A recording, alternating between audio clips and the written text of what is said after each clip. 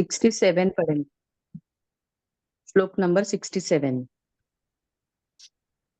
श्री भगवान उवाच इन्द्रियाणां हि चरतां यन्मनोनुविधीयते तदस्य हरति प्रज्ञां वायुर्नावमिवाम्भसि। इन्द्रियाणां हि चरतां यन्मनोनुविधीयते तदस्य हरति प्रज्ञां वायुर्नावमिवाम्भसि। क्योंकि जैसे जल में चलने वाली नाव को वायु हर लेती है, वैसे ही विषयों में विचरती हुई इंद्रियों में से मन जिस इंद्रिय के साथ रहता है वह एक ही इंद्रिय इस अयुक्त पुरुष की बुद्धि को हर लेता है। हरिओम।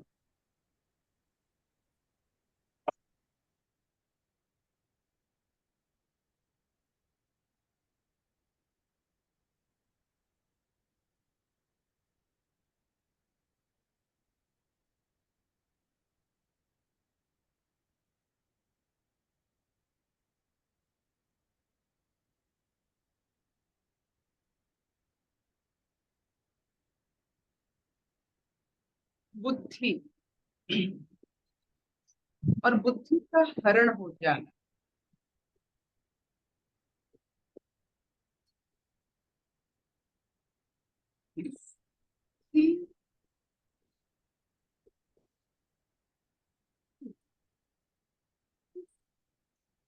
मन का एक विषय है या चेतना का, चेतना से उत्पत्ति होता है।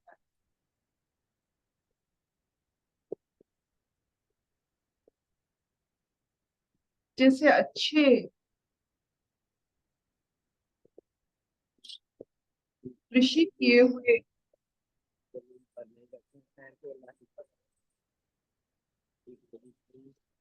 खेत में अच्छी कृषि,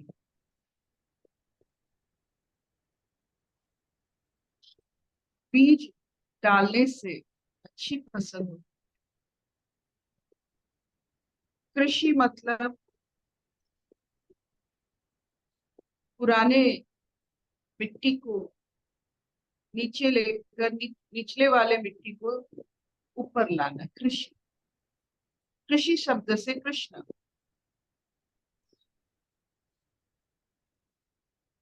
हर वक्त नया। तो ये जो कृषि होता है, आपने देखा होगा बैलों से जुते हुए एक लंगर जिसे कहते हैं हम उड़िया में, उसे क्या हिंदी में कहते हैं मुझे मालूम नहीं है। जो बलराम जी पकड़ते हैं, क्या है? हल हल हल। हल हल हल। जैसे बैलों में हल जोता जाता है और खुशी होती है, तो पुराने मिट्टी जो है वो नीचे चले जाते हैं, नई मिट्टी ऊपर आ जाते हैं, तब जाकर बीज बोया जाता है और फसल अच्छी। तो बुद्धि फल है।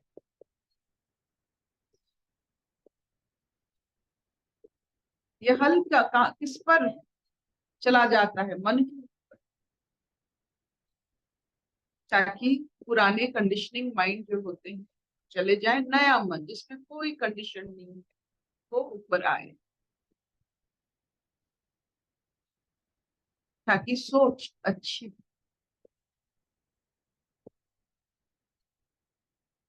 ये हल नहीं चला जाएगा तो आपकी विवेचना शक्ति, विवेक जिसे कहते हैं, किसको पकड़ना है, किसको छोड़ना है,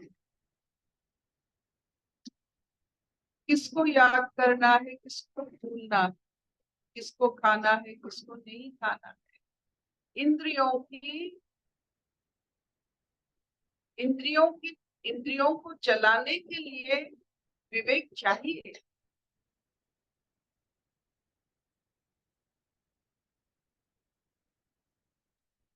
नहीं तो एक इंद्रिय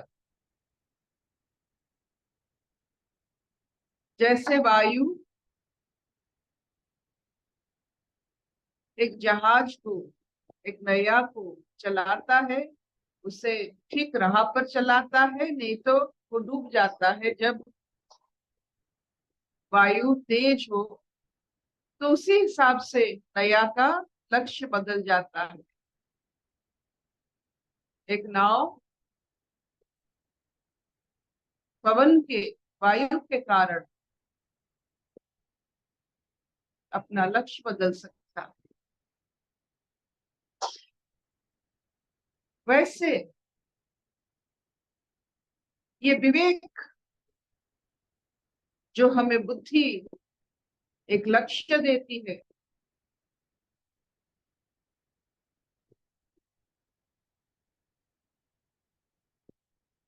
वो हरण हो जाने से हम भी लक्ष्यच्युत हो जाते हैं, डूब जाते हैं।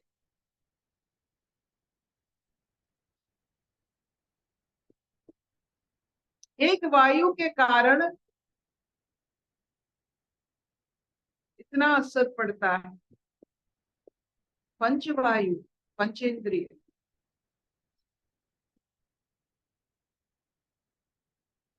एक एक योनि नष्ट हो जाती है एक इंद्रिय की वजह से। जैसे आपने देखा होगा छोटी छोटी इंसेक्ट्स, इंसेक्ट्स से हिंदी क्या है? कीड़े। कीट पतंग। आपने देखा होगा ये कीट पतंग की आंखों की दुर्बलता बहुत है। इसीलिए जहां लौ होता है, बिना सोचे समझे वो एक कीट पतंग वहां पहुंच जाते हैं। इस दुर्बलता के कारण, रोशनी, आंखों की दुर्बलता के कारण, एक इंद्रियों के कारण वो मर मिट जाते हैं। इतना सम्मोहन है उनके कि आलोक की तरफ इतना सम्मोहन है, उनको पता नहीं चलता है कि इतना सम्मोहन से वो मर मिट जाते हैं। एक योनि देखिए, अपने एक इंद्रियों की दुर्बलता की वजह से मिट जाते। मछली को देखिए, अपनी हर समय मुख को, अपनी होठ को ऐसे वो उसे कंट्रोल नहीं कर पाते। हर समय कुछ ना कुछ वो पकड़ने की कोशिश करते हैं अपने होठों से, इसीलिए वो फंस जाते हैं।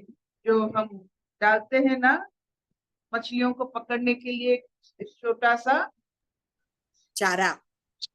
चारा डाल। नहीं, वो चारा जाल। नहीं डालते, जाल। बंसी जिसे कहते हैं हम, तो पानी में ऐसे डाला जाता है। उसके अगले भाग में थोड़ा सा एक कांटा होता है जिसमें खाना दिया जाता है। वो नीचे जाने से उसको मछली पकड़ने में वही फंस जाता है, सिर्फ एक इंद्रिय के कारण। कर्ण सुख के कारण सांप फंसते हैं। बीन बजाओ, वो नाचने लगते हैं, सपेरा पकड़ लेता है। अग्राण शक्ति के कारण कस्तूरी मृग पकड़ा जाता है।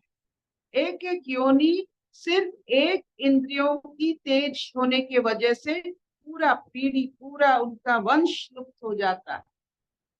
हाथियों को पकड़ा जाता है अपने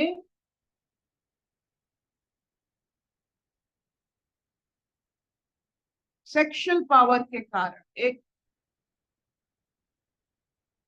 फीमेल हाथी को रखा जाता है दूर, एक गड्ढा खोदा जाता है, उसमें उसके वो गड्ढा में वो सब रख देते हैं, फूल पौधे सब रख देते हैं जैसे पता ना हो।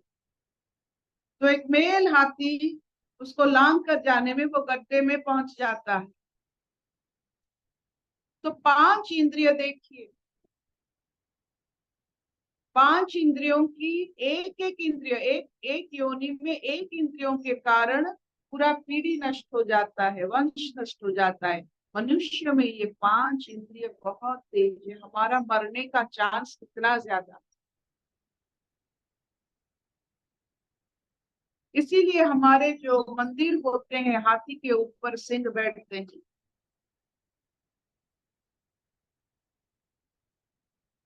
ये प्रजनन शक्ति, ये कामना, इसीलिए काम को इतना विचार दिया गया है हमारे शास्त्रों में। काम की वजह से 5 इंद्रिय चंचल हो जाते हैं। जहां 5 इंद्रिय चंचल हुआ वही कामना हुआ, और इसको दमन करने में सिंह का बल जरूरी होता है। इसीलिए वो प्रतीक होता है मंदिर का, कामना के ऊपर सिंह जैसा मानसिक बल चाहिए। तो आज की बात है, साधारण सा पवन वायु जिसे कहते हैं, इतने बड़े बड़े जहाज को विलुप्त कर लेते हैं, लक्ष्य के पथ से हटा देते। ये जो इंद्रिय, मन जो एक वायु जैसा है, ये इंद्रिय मन को इतना तेज भगाते हैं, तो हमारा लक्ष्य भी च्युत हो जाता है, हम भी, हमारे बुद्धि भी हरण हो जाती। लक्ष्यहीन चेतना, क्या करेंगे आप बिना लक्ष्य? आपको आपकी एक ही लक्ष्य है, सतचित आनंद तक पहुंचना, वहीं ठहर जाना। इन इंद्रियों के कारण अपनी नासमझी के कारण, अपने विवेचना शक्ति खोकर पागलों जैसा संसार में आर्तनाद करके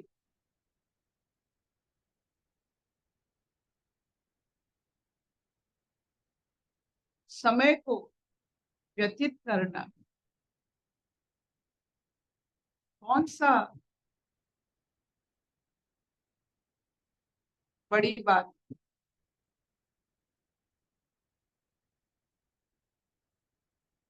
और इंद्रियों के बारे में जानना, इंद्रियों को सही इस्तेमाल करके अपने जीवन की नैया को इस सतचित आनंद के पथ पर हल्के से आहिस्ता आहिस्ता, कोई जोर नहीं, जल्दी भी पहुंचना नहीं, कहीं पहुंचना नहीं होता है। उस अवस्था की खोज ही उसकी पहुंच है। आपने जान लिया कि आपका लक्ष्य आनंद है, आप बस हो गया। जब आप लक्ष्य को मान लेते हो, जान लेते हो, आप देखोगे इंद्रिय भी अपना स्वभाव बदल देता है। आपकी लक्ष्य की पथ के लिए वो चुन चुन के वैराग्य लाता है, ताकि आप पद्म, जिसे हम पंकज कहते हैं, कमल कहते हैं, उसकी पत्ते में आप जैसे पानी रहता है, संसार में आप वैसे रहोगे अगर आपका लक्ष्य आनंद है। और आपकी इंद्रियां आपको साथ देने लगेंगे, वह ऐसे चलाएंगे अपना मन, ऐसे आप चलोगे कि जैसे कमल पत्ते में वो चल, इंद्रिय भी साथ दे। अगर आपका लक्ष्य आनंद है, सत्य के मार्ग पर चित्त में आनंद की फुहार, जब तक आप लक्ष्य आपका ठीक नहीं करते, तब तक इंद्रिय भी क्या करेंगे? वो आपके सेवाधारी है, आपने उनको कोई लक्ष्य दे नहीं दिया, कोई काम नहीं दिया, कोई मकसद नहीं दिया, वो अपने आप काम करेंगे। एक लक्ष्य पर आप अड़ जाए तो आप देखिए इंद्रिय क्या करते हैं। तो बिना लक्ष्य की नैया जहाज सिर्फ और सिर्फ अपना मूल्यवान समय को, जो ईश्वर का अंश होता है समय, ईश्वर का अगर जो मंदिर में घंटा होता है जो हम बजाते हैं वो समय सूचक।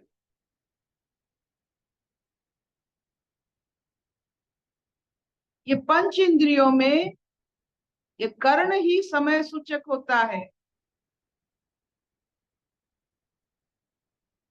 चाहे वो सवेरे का जो आप hen को क्या कहते हो, what you call a cock and a hen? मुर्गी, मुर्गी। मुर्गा का जो सवेरे का जो शब्द होता है उसी से पता चलता है। वैसे हमारे मंदिर की हर घंटी में समय सूचक होता है।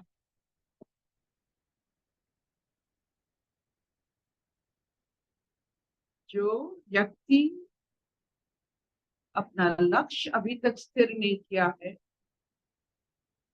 तो जितना घंटी बजाए उसका कुछ नहीं हो सकता। लक्ष्य स्थिर कीजिए। मंदिर को आप जाते हो दर्शन करने की, अब कैसा दर्शन होता है? आप ही का रूप का, खुद की रूप को आप दर्शन करके आते हो। वो हसमुख था, वो स्थिर था, आंखों में नमी, वो जो दया भाव, सबके लिए आशीर्वाद, ये आप ही का रूप है। आप दर्शन करके आते हो, लेकिन घर आते आते आपका लक्ष्य बदल जाता है, आपका ध्यान बदल जाता है, आपका धारण बदल जाता है। हम जब दर्शन करते हैं, ध्यान करते हैं, धारण भी करनी चाहिए। और वो समय सूचक घंटी यही बताता है कि धारण करने वाला बेला आ गया है, समय आ गया है। आपने ध्यान किया है, आपकी आनंद रूप को धारण कीजिए।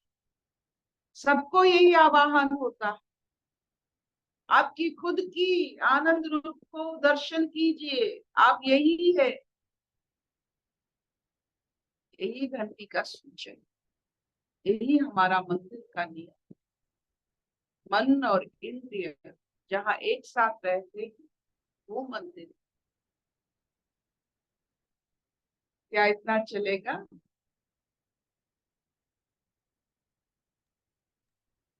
हाँ स्वप्ननी, हाँ, गौरीब, बहुत सुंदर। मन और इंद्रिय जहाँ एक साथ रहते हैं उधर ही मंदिर है। बढ़िया बताया।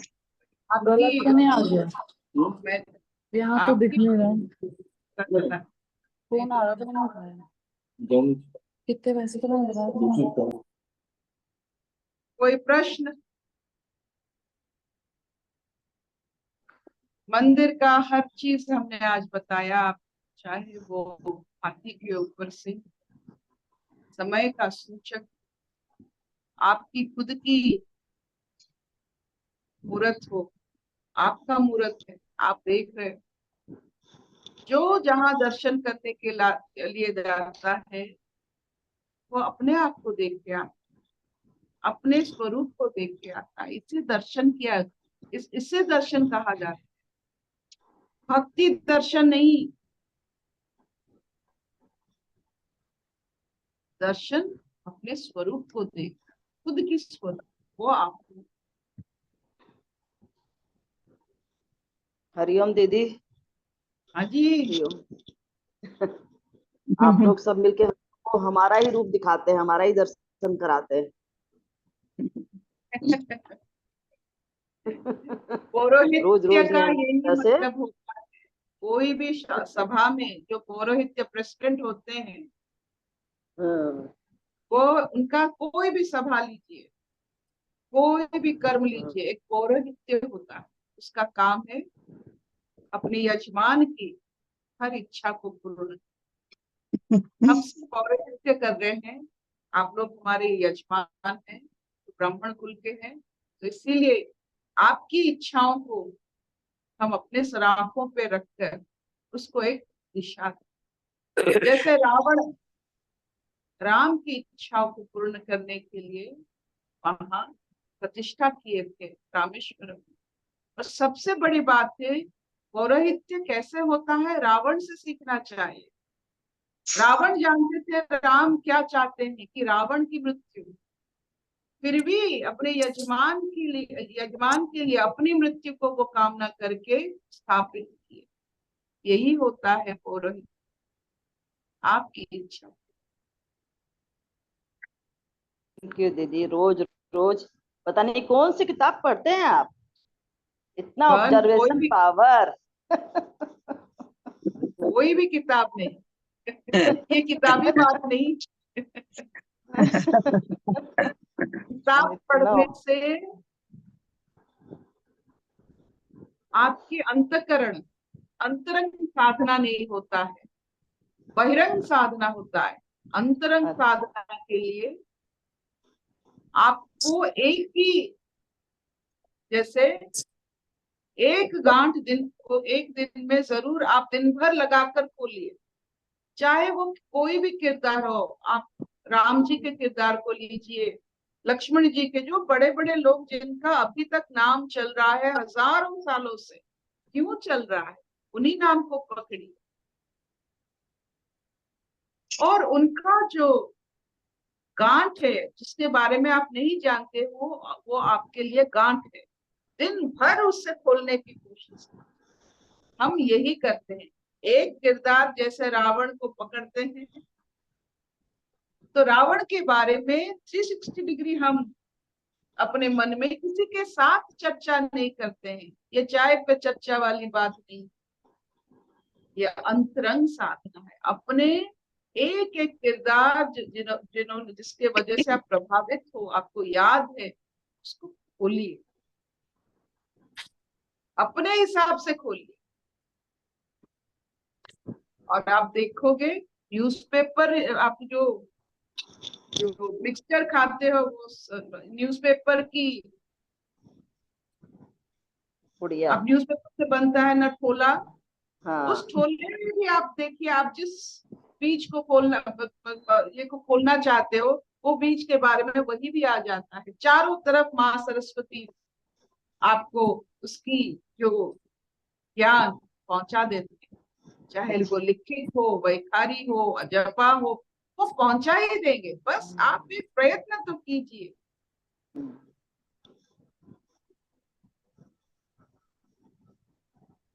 Thank you. Will this do? बहुत बढ़िया, बहुत थैंक यू। थैंक यू दीदी। अच्छा, जी दीदी, हरिओम।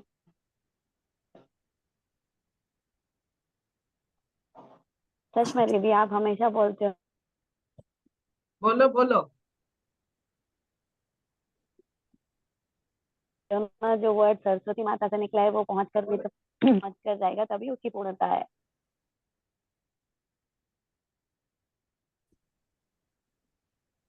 अशतो Everyone मा has to reach there. यहाँ से ही तमया start. तमसो मा ज्योतिर्गमय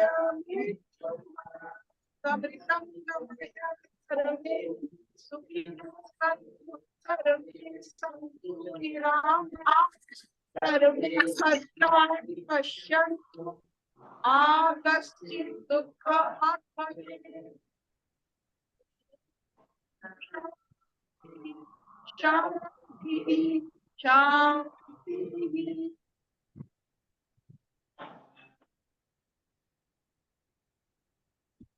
बस thank you mama, thank you.